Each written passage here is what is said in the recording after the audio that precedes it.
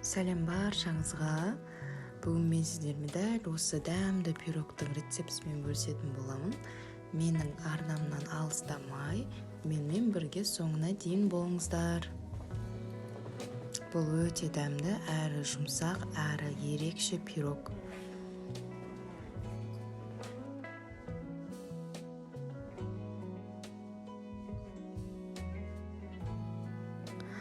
Ең алдымен 250 грамм ұнды електен өткізіп аламыз.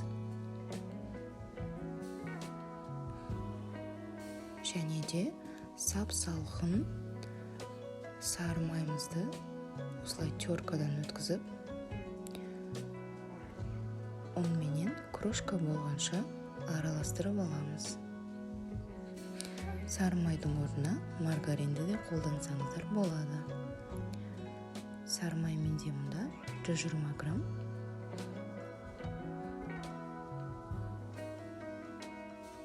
Теркамыздан жақсылап өткізіп, екеуін крошка болғанша жақсылап араластырып аламыз. Крошка болғанша араластырамыз.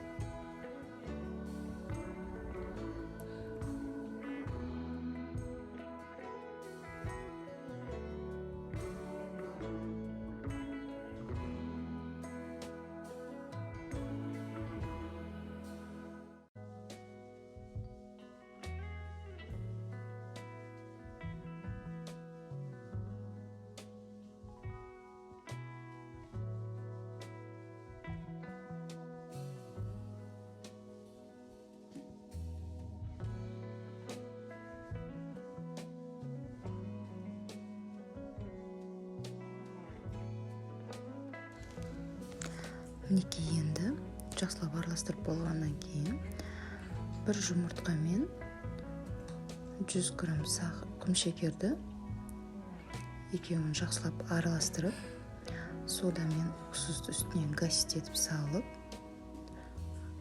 құмшекеріміз ерігенше жақсылап араластырып аламыз. Ол қамырымыздың үстінен салып, біркелкі қамыр жасап аламыз.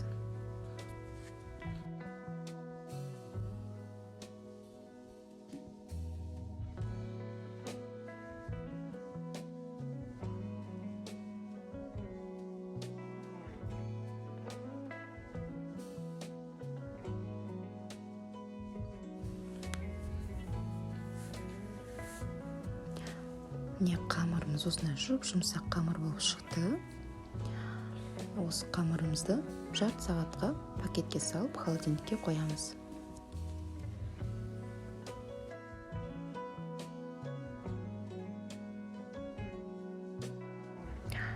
Бұл менде шиенің пирогы болады. Бұл шиені мен морозильникте заморозить етіп қойғанмын.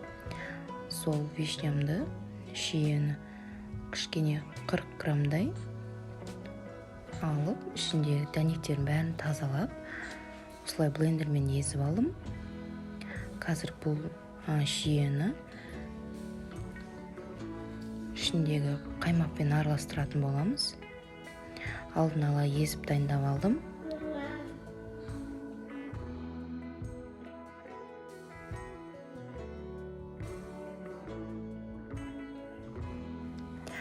Мұнда менде қаймақ міндетті түрде 20% қаймақ болу керек.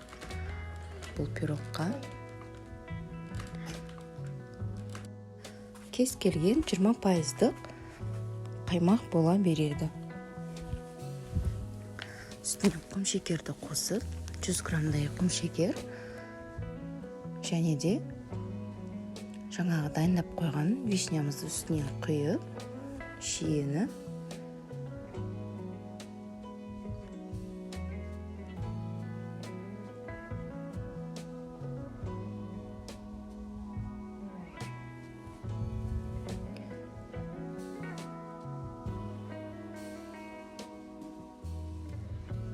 үстіне жұмыртқамызды қосып, венчикпен араластырып аламыз. Бұл жерде ешқандай миксерді қолдануға болмайды. Тек қана венчикпен немесе вилкамен араластырып аламыз.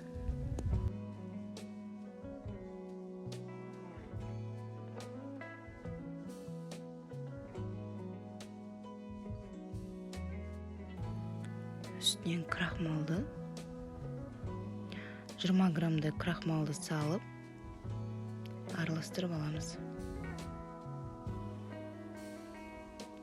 Крахмалдың кукурузный крахмал болғаны абзалырақ, картофельныйдың кішкене ащырек дәм шығады. Сол үшін кукурузный крахмалды қосқан дұрыстау. Мынаны жақсылап араластырып, қамырымызға салатын боламыз.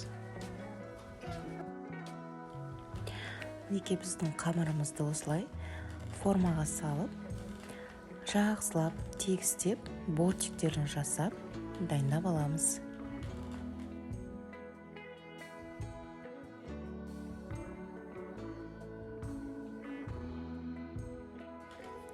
Бұл форма менде 28 диаметрлі форма.